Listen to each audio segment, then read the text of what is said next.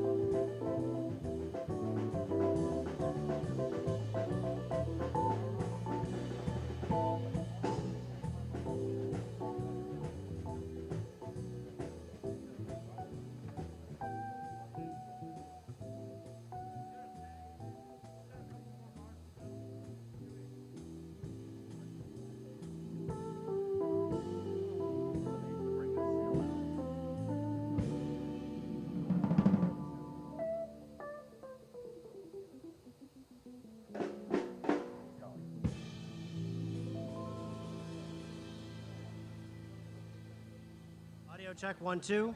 Final audio checks for the press. Audio check, 1, 2.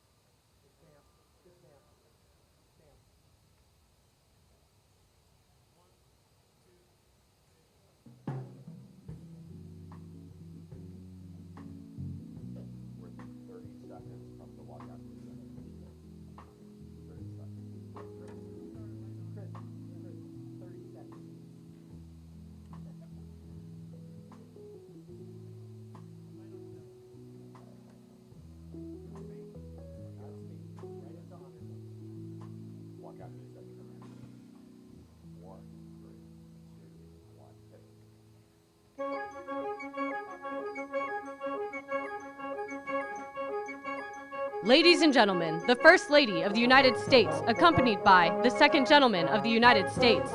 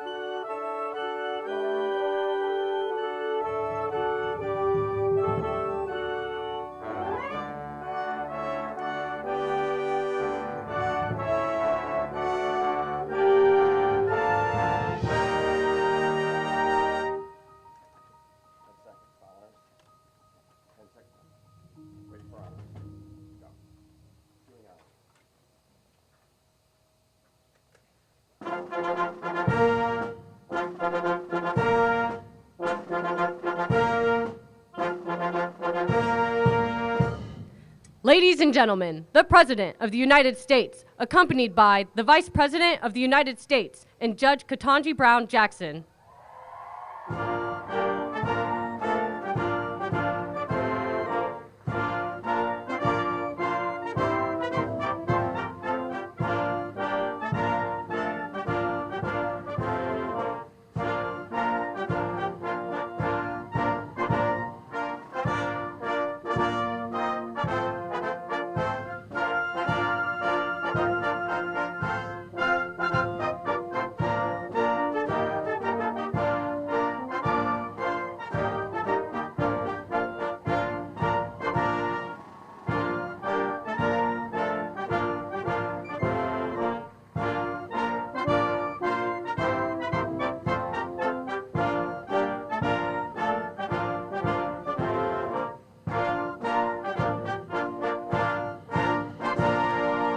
Good morning. Good morning. Good morning, America. Have a seat, please. President Joe Biden, First Lady Dr. Jill Biden, Second Gentleman Douglas Emhoff, members of Congress, members of the cabinet, members of our administration, and friends and fellow Americans. Today is indeed a wonderful day.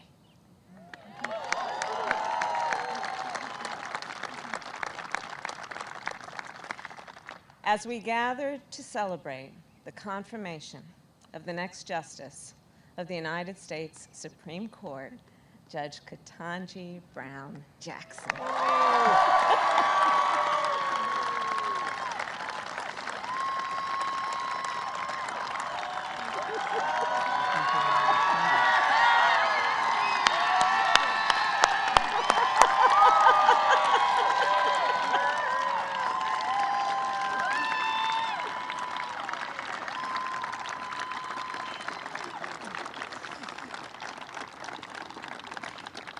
President George Washington once referred to America as a great experiment, a nation founded on the previously untested belief that the people, we the people, could form a more perfect union. And that belief has pushed our nation forward for generations. And it is that belief that we reaffirmed yesterday.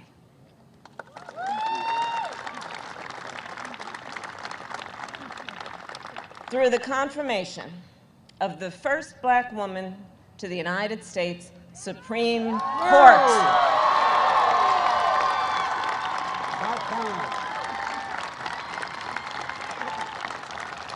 And Judge Jackson, you will inspire generations of leaders. They will watch your confirmation hearings and read your decisions. In the years to come, the court will answer fundamental questions about who we are and what kind of country we live in. Will we expand opportunity or restrict it? Will we strengthen the foundations of our great democracy or let them crumble? Will we move forward or backward? The young leaders of our nation will learn from the experience, the judgment, the wisdom that you, Judge Jackson, will apply in every case that comes before you, and they will see, for the first time, 4 women sitting on that court at one time.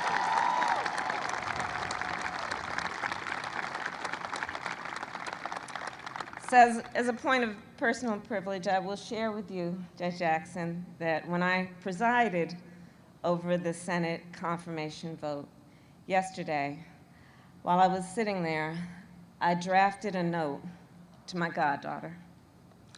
And I told her that I felt such a deep sense of pride and joy, and about what this moment means for our nation and for her future. And I will tell you, her braids are just a little longer than yours. But as I wrote to her, I told her what I knew this would mean for her life and all that she has in terms of potential. So indeed, the road toward our more perfect union is not always straight, and it is not always smooth, but sometimes it leads to a day like today.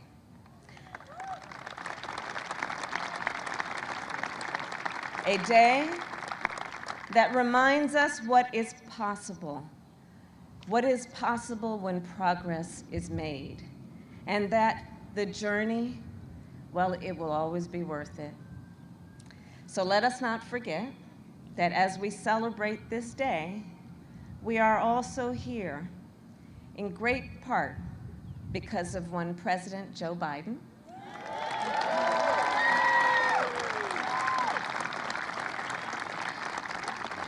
and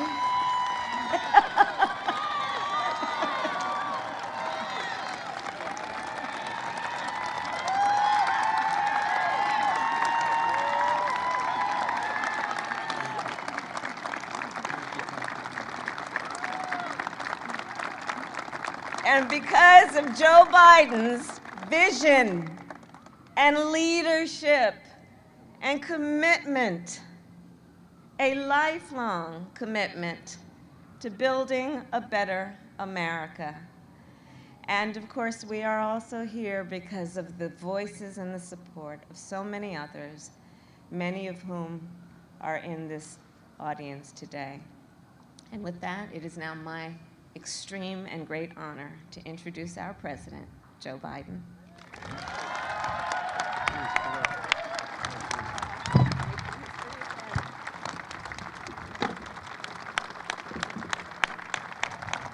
Thank you, Kamala. Thank you, thank you, thank you. The first really smart decision I made in this administration. My name's Joe Biden. Please sit down. I'm Jill's husband and Naomi Biden's grandfather. And folks, yesterday, this is not only a sunny day. I mean this from the bottom of my heart. This is going to let so much sun shine on so many young women, so many young black women, so many minorities, that it's real. It's real.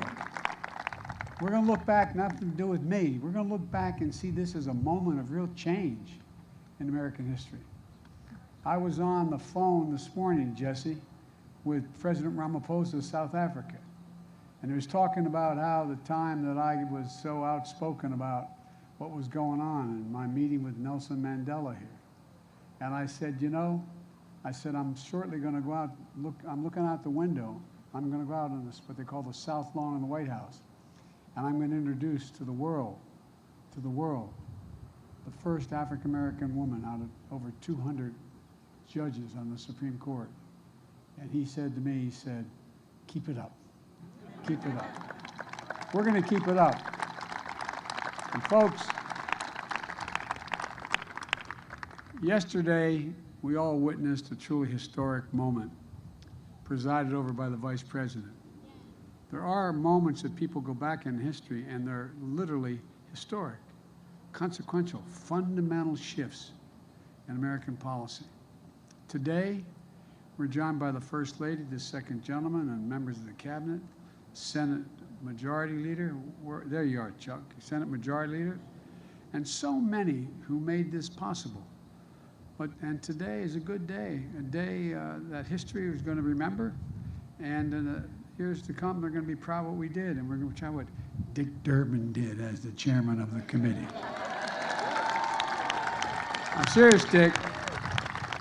I'm deadly earnest when I say that. To turn our children and grandchildren to say, I was there. I was there. This is one of those moments, in my view. My fellow Americans, today I'm honored to officially introduce to you the next Associate Justice of the Supreme Court of the United States, Ketanji Brown Jackson.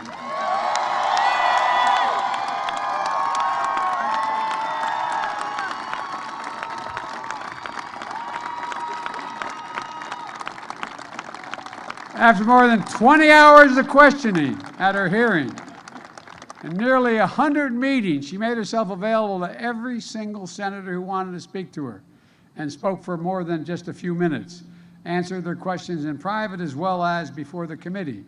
We all saw the kind of justice she'll be: fair and impartial, thoughtful, careful, precise, brilliant, a brilliant legal mind with deep knowledge of the law, and a judicial temperament which was equally important in my view, that's calm and in command, and a humility that allows so many Americans to see themselves in Ketanji Brown Jackson. That brings a rare combination of expertise and qualifications to the court. A federal judge who has served on the second most powerful court in America, behind the Supreme Court. A former federal public defender with the ability to explain complicated issues in the law in ways everybody, all people can understand. A new perspective. When I made the commitment to nominate a black woman to the Supreme Court, I could see this day. I literally could see this day because I thought about it for a long, long time. As Jill and Naomi will tell you, I wasn't going to run again. But when I decided to run, this was one of the first decisions I made. I could see it. I could see it as a day of hope, a day of promise, a day of progress. A day when, once again, the moral arc of the universe, as Barack used to quote all the time, bends a little more toward justice. I knew it wouldn't be easy, but I knew the person I nominated will be put through a painful and difficult confirmation process. But I have to tell you, what Judge Jackson was put through was well beyond that. There was verbal abuse, the anger, the constant interruptions, the most vile, baseless assertions and accusations. In the face of it all, Judge Jackson showed the incredible character and integrity she possesses. Poise.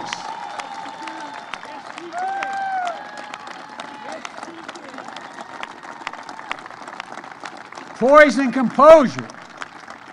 Patience and restraint. And yes, perseverance and even joy. Even joy.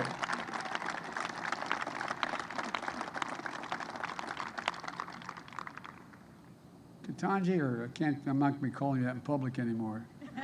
Judge, you are the very definition of what we Irish refer to as dignity.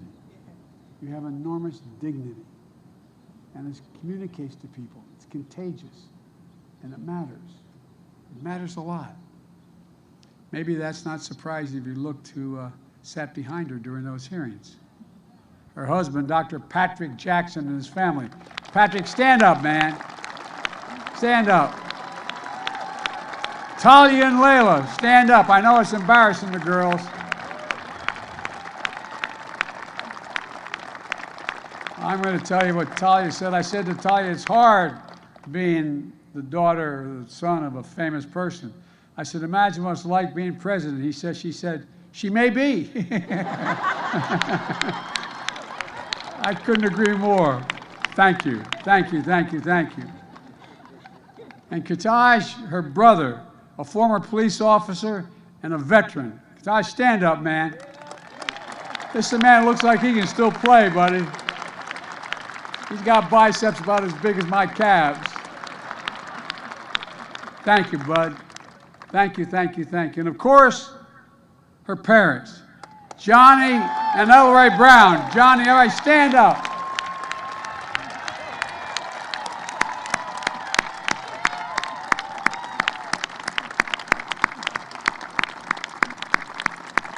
I'll tell you what, as I told Mom, Mom's rule in my house. Oh, you not think I'm kidding. I'm not. My mom and my wife as well. Look, people of deep faith, the deep love of family and country, that's what you represent. Who know firsthand, Mom and Dad, the indignity of Jim Crow, the inhumanity of legal segregation, and you had overcome so much in your own lives. You saw the strength of parents and the strength of a daughter that is just worth celebrating. I can't get over, Mom and Dad, what you did and your faith and never giving up any hope. And both that wonderful son you had and your daughter. And that strength lifted up millions of Americans who watched you, Judge Jackson, especially women and women of color, who have had to run the gauntlet in their own lives. So many of my cabinet members are women, women of color, women that represent every sector of the community. And it matters. And you stood up for them as well. They know it. Everybody out there, every woman out there, everyone, am I correct? Just like they have. Just like they have. And same with the women members of Congress as well, across the board. Look, it's a powerful thing when people can see themselves in others. Think about that. What's the most powerful thing? I'll bet every one of you can go back and think of a time in your life where there was a teacher, a family member, a neighbor, somebody who made you believe that you could be whatever you wanted to be. It's a powerful, powerful, powerful notion. That's one of the reasons I believe so strongly that we needed a court that looks like America, not just the Supreme Court. That's why I'm proud to say, with the great help of Dick Durbin, I've nominated more black women judges of federal appeal courts than all previous presidents combined.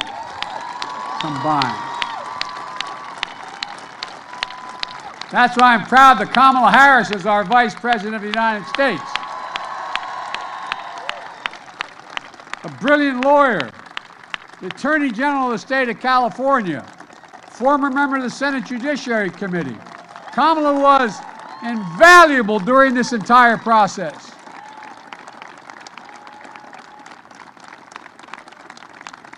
And Chuck, our majority leader, I want to thank you, pal. You did a masterful job in keeping the caucus together, getting this vote across the finish line in a timely and historic manner. Just watching on television yesterday, watching when the vote was taken on the Democratic side, the way people, there was such enthusiasm, genuine. You can tell when it's real. You can tell when it's real. You did an incredible job, Chuck. Thank you so much. Folks, because you're all able to sit down and don't have to stand, I'm going to go on a little longer here and tell you. I want to say something about Dick Durbin again. Dick, I'm telling you, overseeing the hearing, how you executed the strategy by the hour, every day to keep the committee together. And you have a very divided committee with some of the most conservative members of the Senate on that committee. It was especially difficult with an evenly divided Senate.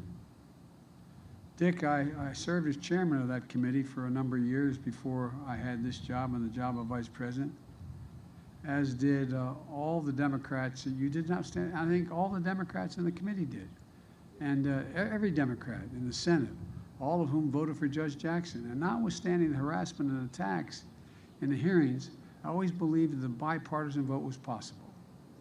And I hope I don't get him in trouble. I mean it sincerely, but I want to thank 3 Republicans who voted for Judge Jackson. Senator Collins, who's a woman of integrity. Senator Murkowski, the same way, an Alaskan, up for re-election. And Mitt Romney, whose dad stood up like he did. His dad stood up and made these decisions on civil rights. They deserve enormous credit for setting aside partisanship and making a carefully considered judgment based on the judge's character, qualifications, independence. And I truly admire the respect, diligence, and hard work they demonstrated in the course of the process.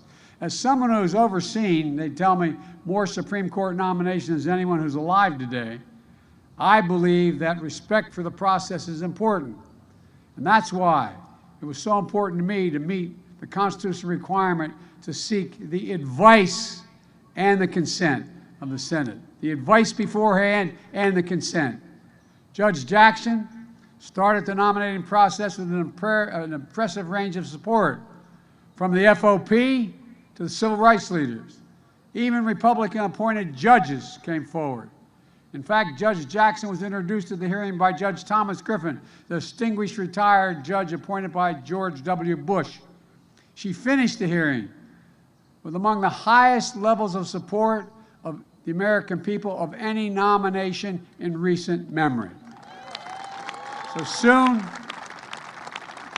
Judge Jackson will join the United States Supreme Court, and like every justice, the decisions she makes will impact on the lives of America for a lot longer in many cases than any laws we all make.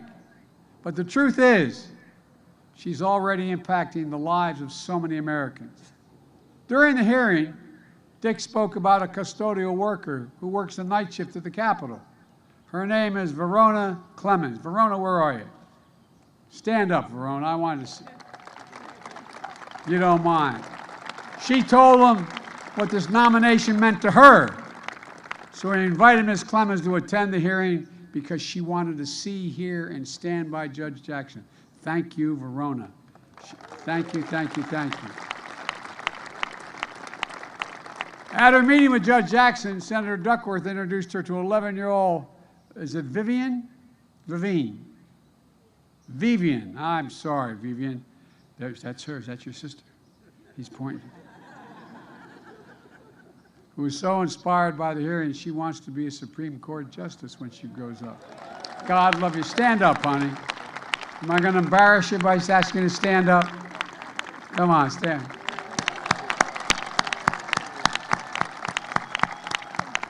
There's tens of thousands of meetings all through the entire United States. She met Judge Jackson and saw her future. Means you're here today, and thank you for coming, honey. I know I embarrassed you by introducing you, but thank you. People of every generation, of every race, of every background felt this moment, and they feel it now. They feel a sense of pride and hope and belonging and believing and knowing the promise of America includes everybody, all of us. That's the American experiment. Justice Breyer talked about it when he came to the White House in January to announce his retirement from the court. He used to technically work with me when I was on the Judiciary Committee, and that's before he became a justice. He's a man of great integrity. We're going to miss Justice Breyer. He's a patriot, an extraordinary public service, and a great justice of the Supreme Court. And folks,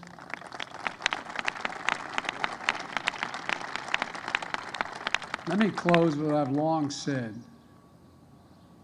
America is a nation that can be defined in a single word. I was in the foothills of the Himalayas with Xi Jinping, traveling with him. I guess we traveled 17,000 miles when I was vice president. I don't know that for a fact. And we were sitting alone. I had an interpreter and he had an interpreter. And he looked at me in all seriousness. He said, "Can you define America for me?" And I said what many of you heard me say for a long time. I said, "Yes, I can. In one word, possibilities. Possibilities.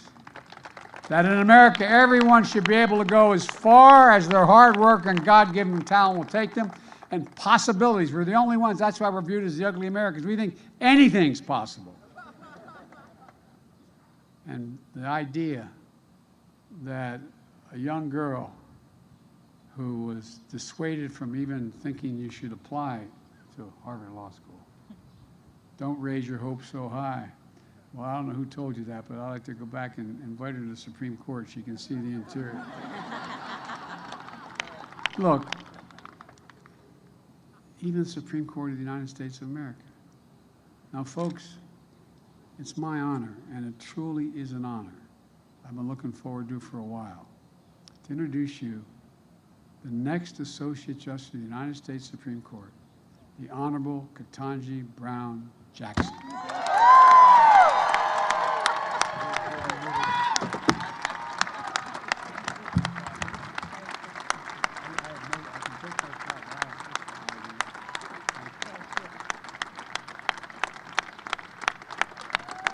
Thank you. Thank you all. Thank you all very much. Thank you. Thank you so much, Mr. President. It is the greatest honor of my life to be here with you at this moment, standing before my wonderful family, many of my close friends, your distinguished staff and guests, and the American people. Over these past few weeks, you've heard a lot from me and about me. So I hope to use this time primarily to do something that I have not had sufficient time to do, which is to extend my heartfelt thanks to the many, many people who have helped me as part of this incredible journey. I have quite a few people to thank, and as I'm sure you can imagine, in this moment, it is hard to find the words to express the depth of my gratitude. First, as always, I have to give thanks to God for delivering me as promised and for sustaining me throughout this nomination and confirmation process. As I said at the outset, I have come this far by faith, and I know that I am truly blessed. To the many people who have lifted me up in prayer since the nomination, thank you. I am very grateful. Thank you as well, Mr. President, for believing in me and for honoring me with this extraordinary chance to serve our country. Thank you also, Madam Vice President, for your wise counsel and steady guidance. And thank you to the First Lady and the Second Gentleman for the care and warmth that you have shown me and my family. I would also like to extend my thanks to each member of the Senate. You have fulfilled the important constitutional role of providing advice and consent under the leadership of Majority Leader Schumer. And I'm especially grateful for the work of the members of the Senate Judiciary Committee under Chairman Durbin's skillful leadership. As you may have heard, during the confirmation process, I had the distinct honor of having 95 personal meetings with 97 sitting senators. And we had substantive and engaging conversations about my approach to judging and about the role of judges in the constitutional system we all love. As a brief aside, I will note that these are subjects about which I care deeply. I have dedicated my career to public service because I love this country and our Constitution and the rights that make us free. I also understand from my many years of practice as a legal advocate, as a trial judge, and as a judge on a court of appeals, that part of the genius of the constitutional framework of the United States is its design, and that the framers entrusted the judicial branch with a crucial but limited role. I've also spent the better part of the past decade hearing thousands of cases and writing hundreds of opinions, and in every instance, I have done my level best to stay in my lane and to reach a result that is consistent with my understanding of the law and with the obligation to rule independently without fear or favor. I am humbled and honored to continue in this fashion as an Associate Justice of the Supreme Court of the United States, working with brilliant colleagues, supporting and defending the Constitution, and steadfastly upholding the rule of law.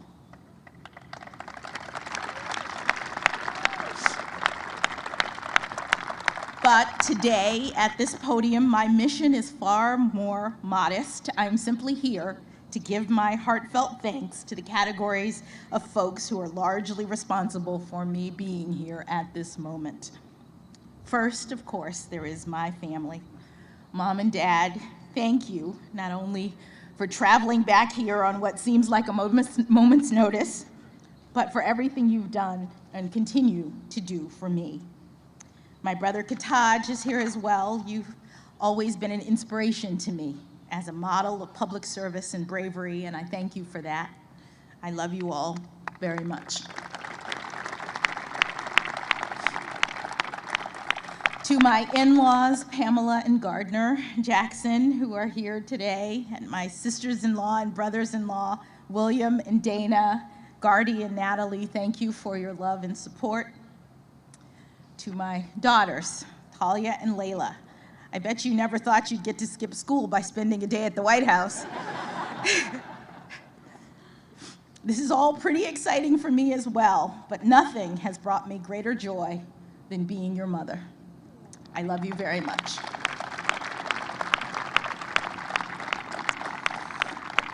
Patrick, thank you for everything you've done for me over these past 25 years of our marriage. You've done everything to support and encourage me, and it is you who've made this moment possible. Your steadfast love gave me the courage to move in this direction. I don't know that I believed you when you said that I could do this, but now I do.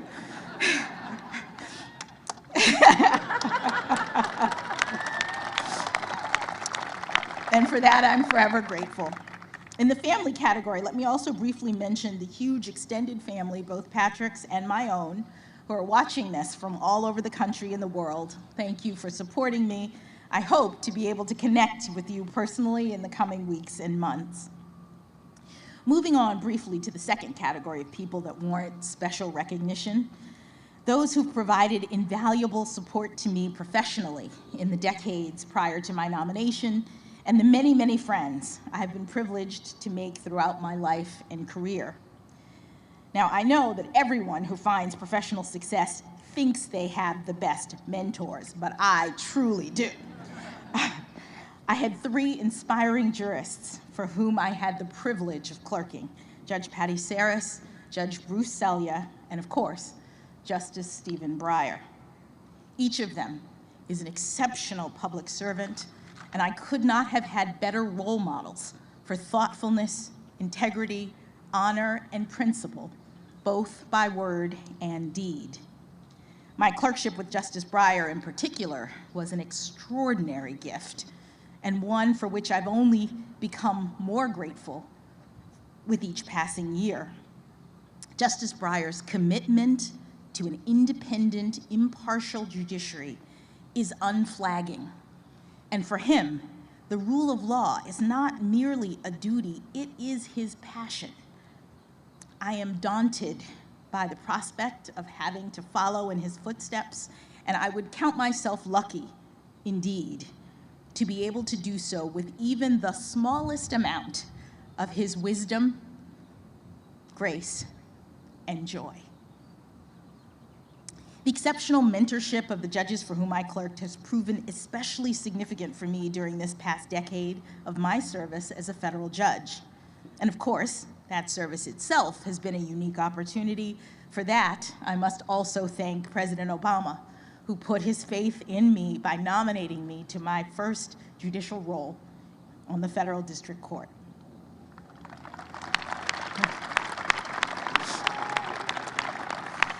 This brings me to my colleagues and staff of the Federal District Court in Washington, D.C. and the D.C. Circuit. Thank you for everything.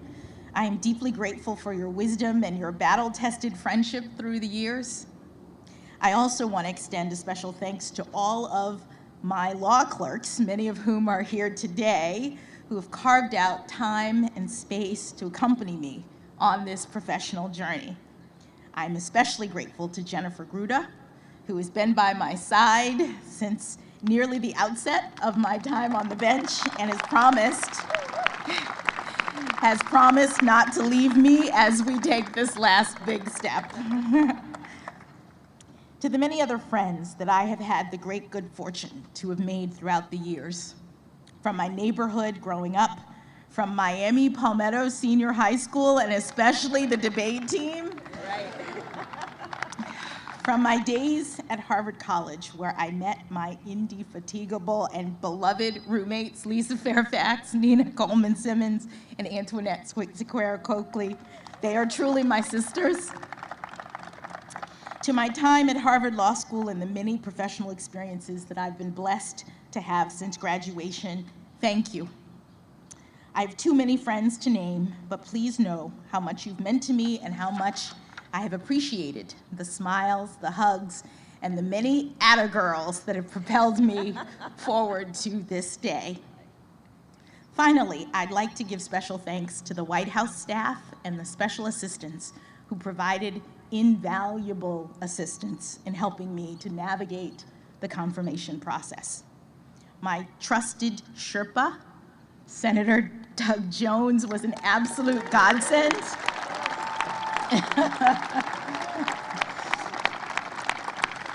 He was an absolute godsend. He's not only the best storyteller you'd ever want to meet, but also unbelievably popular on the Hill, which helped a lot.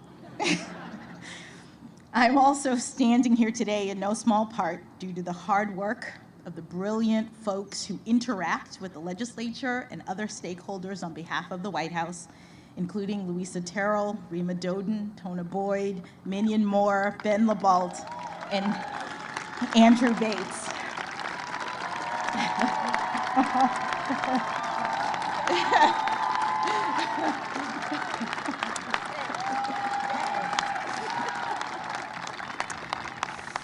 I am also particularly grateful for the awe-inspiring leadership of White House counsel Dana Remus.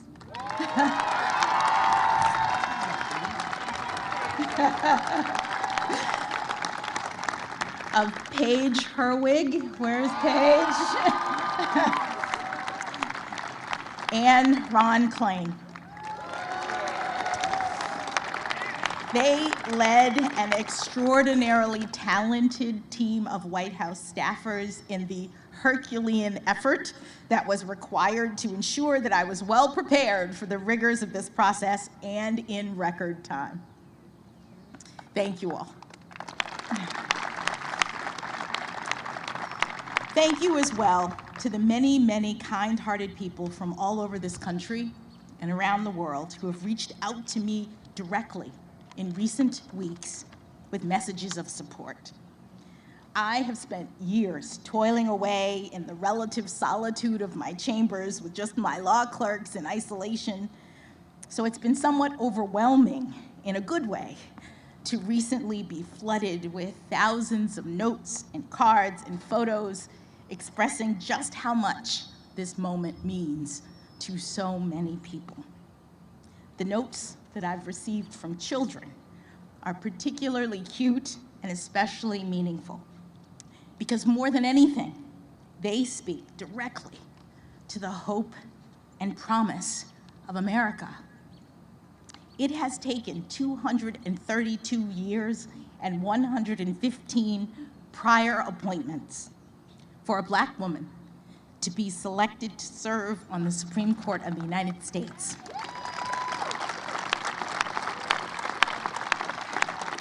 But we've made it.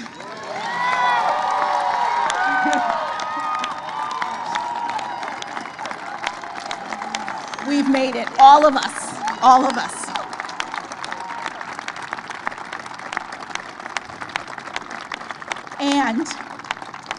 And our children are telling me that they see now more than ever that here in America, anything is possible.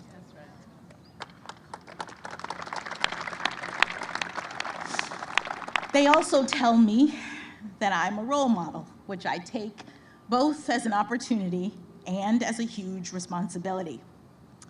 I am feeling up to the task primarily because I know that I am not alone. I am standing on the shoulders of my own role models, generations of Americans who never had anything close to this kind of opportunity, but who got up every day and went to work believing in the promise of America, showing others through their determination and, yes, their perseverance that good things can be done in this great country. From my grandparents on both sides, who had only a grade school education but instilled in my parents the importance of learning, to my parents, who went to racially segregated schools growing up and were the first in their families to have the chance to go to college. I am also ever buoyed by the leadership of generations past who helped to light the way: Dr. Martin Luther King Jr., Justice Thurgood Marshall, and my personal heroine, Judge Constance Baker Motley.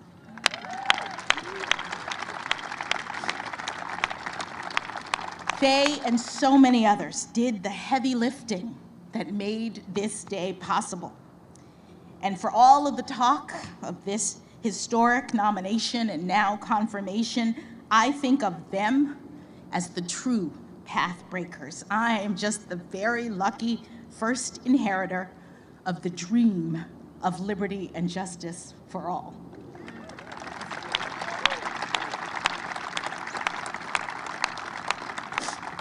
To be sure, I have worked hard to get to this point in my career, and I have now achieved something far beyond anything my grandparents could have possibly ever imagined. But no one does this on their own. The path was cleared for me so that I might rise to this occasion. And in the poetic words of Dr. Maya Angelou, I do so now while bringing the gifts my ancestors gave.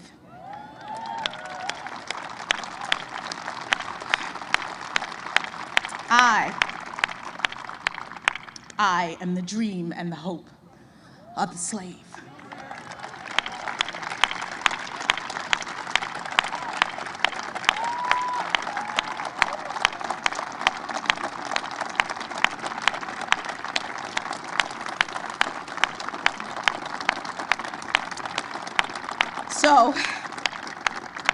So as I take on this new role, I strongly believe that this is a moment in which all Americans can take great pride. We have come a long way toward perfecting our union. In my family, it took just one generation to go from segregation to the Supreme Court of the United States.